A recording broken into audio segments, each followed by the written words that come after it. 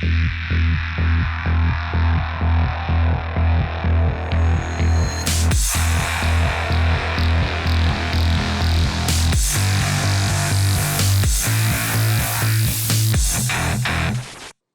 evening, everybody.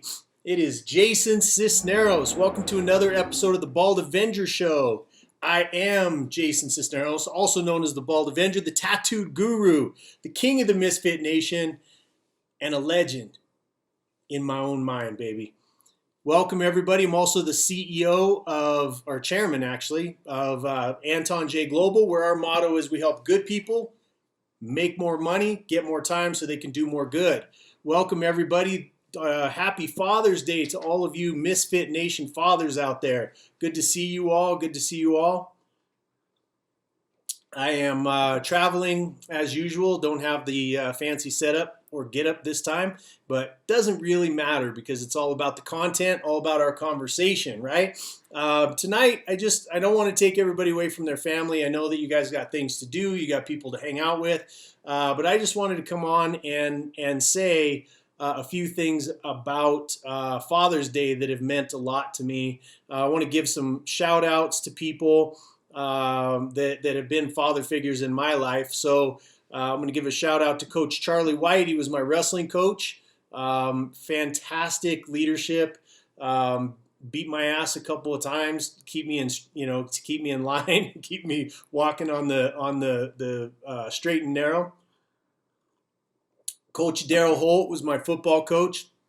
Ed Sullivan, who a lot of you have met, been a decent father figure in my life. Tom Martin, those of you who are going to get to meet him probably here in the next couple of weeks, hopefully. He had a little bit of surgery, so he was going to be on last week, but you'll get to meet him. He's an amazing human being. Tony Robbins, obviously, Jay Abrahams, Keith Cunningham, and then obviously Pastor Rudy Gonzalez. He's a brother and a father figure. Like, he's more of a spiritual father figure for me, and leading me down that road. So anyways, I wanted to say hello and welcome to all the fathers, the stepfathers, the father-in-laws, the father figures, and dads of all kinds that hang out in the Misfit Nation. This show is just for you, and obviously the women that love you and that care about you. And a lot of women that have had to be, both mother and father in the relationship. Welcome to you as well. Those of you that take good care of your husbands, good care of your fathers. I hope everybody's watching tonight and gets to show a little bit of love out there for the father figures in their life. Sipping on my green tea tonight. Matcha green tea, super healthy for you. But I wanted to get into it a little bit tonight because those of you that know me know a little bit about my story. I was adopted very young by a gentleman who wasn't very friendly. He was very friendly with my mom. They got married, and then he adopted me at about 6 years old. And that around that time was when the abuse started. And And I want to talk about that a little bit tonight because no matter who you've had as a father figure, if you didn't have a father at all, at the end of the day, whatever that was that happened for us in our youth, right? And I'm specifically talking to the men tonight, in our lives, that if we didn't have that father figure in our life, or the women that, you have fathers or you had a lack of father, but it was either the gap, and then you made it up in your mind, or you had a bad one, or you had a great one. Like so many people in Misfit Nation had phenomenal fathers, adopted father, somebody that's adopted you and took you into their life, whatever it was. That was the formative years of our life, and it started us on a path, and it got us going in a certain direction, and it gave us a viewpoint of the world. And my father figures that came later helped me turn my life around because they helped reset my mindset to one that was going to be productive, one that was going to set me up for success in life. And I want to talk about the three traits this evening the top three traits that I took from my father figures, the good ones, right? because we all know my adopted father, my original, up until I was 17, until he went to prison for attempted murder of me and my mom. That was the dominating influence in my life as far as how a man was supposed to act.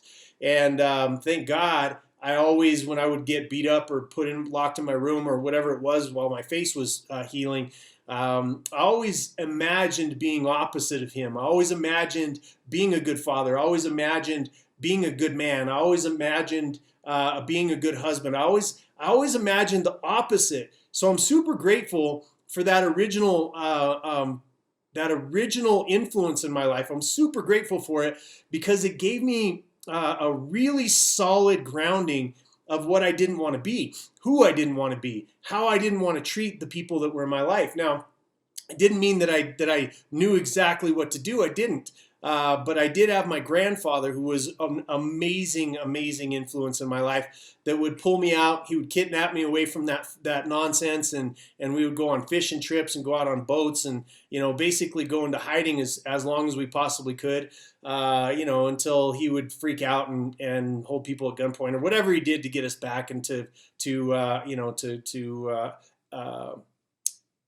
put his influence and control over everybody in the family. So I'm really grateful for that upbringing. I'm really grateful because, it's interesting to me because my adopted father obviously had a dad too. And he took those things, those same abuses and those same things, and he turned it into bitterness. He turned it into anger. He really put it in and buried it inside of him, and decided that as long as he could demonstrate influence over his kids or his wife, that meant that he was a big man. That was how he compensated for it.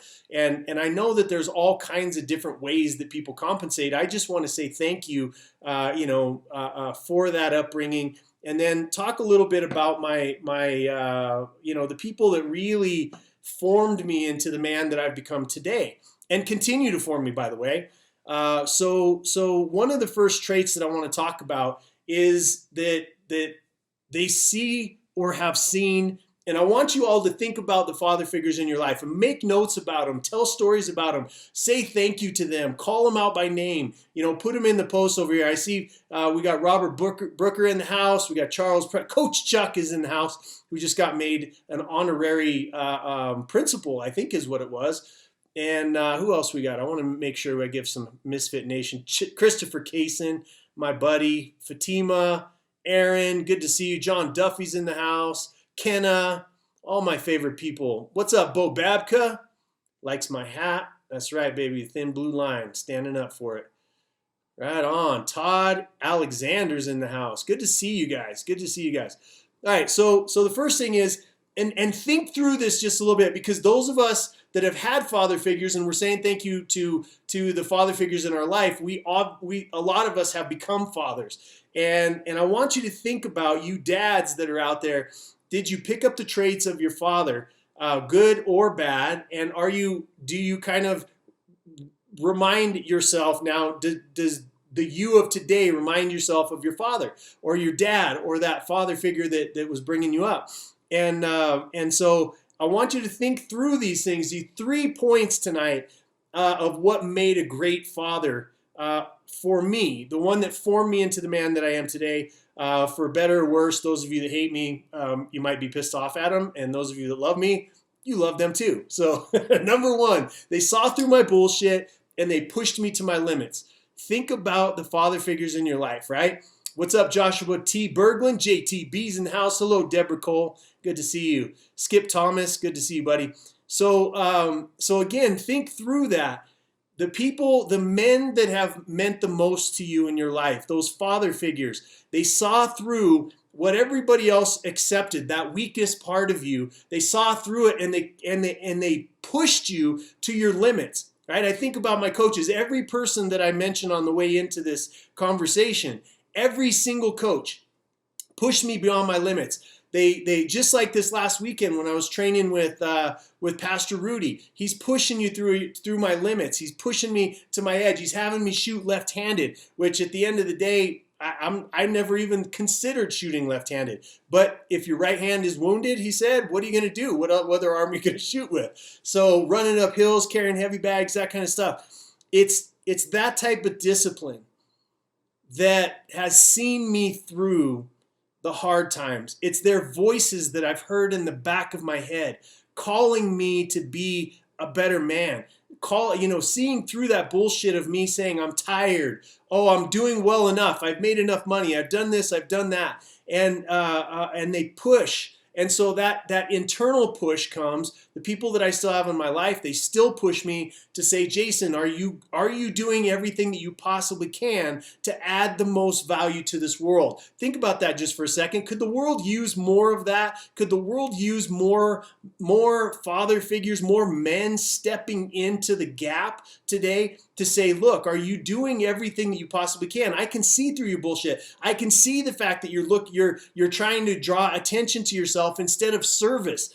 And there's a big difference between look at my life and poor me and look at this scenario that I had happen in my life. I'm seeing it happen all over social media. I'm seeing it happen in the media. I'm seeing it happen everywhere where there's a whole bunch of men that are acting like giant pussies that need a male role model to step into their life. And it doesn't matter if it's somebody in your life or somebody that you associate with on social media, or whether it's somebody in a book from decades and decades ago. There are great men who have stepped forward in life, and I'm surrounded by them, by the way. Misfit Nation is full of these kind of guys. We push each other to the absolute limit, and we call each other on each other's bullshit. Because it's important. If we don't call each other on our bullshit, if we don't have that male figure, father figure in our life that's calling us on our bullshit, that means that we are never going to be sharpened as sharp as we possibly could become to be the man that we were meant to be the man that God saw us in heaven and said, this would be the ultimate version of who Jason Sisneros is. This is the ultimate version of who the men any of you that are watching, this is the ultimate version of you. But that takes sharpening. That means that somebody's got to be beaten on that you've got to be beating on it. You've got to have somebody in your life that has walked that path and has been through the refiner's fire to sharpen the edge of their sword. And that does not come without conflict. That does not come without friction. It does not come without someone pointing out to you that you are more than you ever expected that you possibly could be, right? So that's point number one. They've seen through my bullshit and they push me to my limits. Thank you to every single father figure that I've had out there. Thank you to every brother that I have in my life right now that stands beside me, that pushes me, that's in front of me, that I'm helping up or they're helping me out. I thank you. Number two, they held me accountable for my words and my actions. They held me accountable for my words and my actions. Do you have somebody in your life like that? And you think back and you think, somebody holding me accountable, right? Running laps for wrestling, running hills for football, doing whatever it was, making sure that I got content out there. Tony Robbins pushing me to the edge of what I thought I could do from stage, telling me to be my own man, step out and be my own man. The lessons that I learned from Jay Abraham about business, and the spiritual stuff that I get from Pastor Rudy that is just constantly holding me accountable. Jason, you say these things, are you holding yourself accountable? And I'm surrounded by brothers, everybody in my company, everybody in my business, right? It's being held accountable that doesn't feel good in the moment, but it sharpens you for your ultimate version of who you can be, who you can possibly be, all right? That's number two. Number three, they loved me enough to tell me the truth. We are missing this, y'all. We're missing this big time. We're missing this big time in today's day and age, is that they love me enough to tell the truth. Not their truth, the truth. And a lot of times you hear this all the time. Truth hurts, Jason. Truth hurts, right? How many times have you heard that? Truth hurts because it's part of that conflict. It's part of that refiner's fire. It's part of that conflict and that friction that has to happen if we're going to evolve, right? If you want to stay put where you're at, be around a whole bunch of people. Be around a whole bunch of people that just accept you at your lowest level, the level that you're putting out right now. I know that I'm putting out comparatively to when I was younger, I'm putting out a ton of energy, a ton of value, a ton of failing forward type of energy. But I know that when I get around my mentors and the people that keep me sharp, that I know that I'm just at the tip of the iceberg of what Jason Sisneros is capable of. And so are you. That's why we hang out together in Misfit Nation, is because we all want to get great, be better than we were yesterday, right? The skulls that are on my hands. You can see, some of the stuff going on my knuckles and whatnot. That's getting in the ring, making sure that I'm sharp at all times for no matter what happens, right? So loving you enough to tell you the truth. We need to have more truth tellers in our lives. And it's usually that father figure. Again, this is dads. This is not an anti-woman episode. But I can tell you right now that the men that are in your life that tell you the truth, it never feels good. It never feels good because they see through you and they love you enough to tell you, Jason, you're not stepping up in this area. Jason, you need to back off in this other area. Jason, you need to do this, whatever it is. At the end of the day, they love me enough to step into that role, because if they didn't give a shit, they wouldn't say anything, right? They wouldn't say anything. And you got to be careful. Again, these are father figures that have earned the right to be called father figures. They've earned the right by demonstrating their love for you, over and over and over and over, with their presence, with their words, with their giving the shirt off of their back in a lot of cases, right? So those are the 3 points. I don't want to make this long. I don't want to take everybody away from their family, but I wanted to give you those 3 points tonight, just to say, in my wrap, right? As we wrap this up this evening, I know everybody's freaking out that this is going to be such a short show, but I do want you to be hanging out with your families. I do want you to be a Danny T's in the house, and what an amazing example of a father figure. I know Todd Special's out there. He's a great father figure. These are men that have stepped up. Dom Fawcett, that have stepped up and really stepped into that leadership role, not only for their families, but for the world at large, leaving a great example for their children to follow, which is a big piece of this, right? So as we go into the wrap, as I wrap this up this evening, I want to just repeat the three points. Number 1, great father figures see through your bullshit and push you to your limits. They hold you accountable for your words and actions, and they love you enough to tell the truth, okay? This is a siren's call to all men out there. We've got to stop hiding, right? We have to stop just accepting the shit that's going on around us. The world is screaming out for servant men, male servant leadership right now.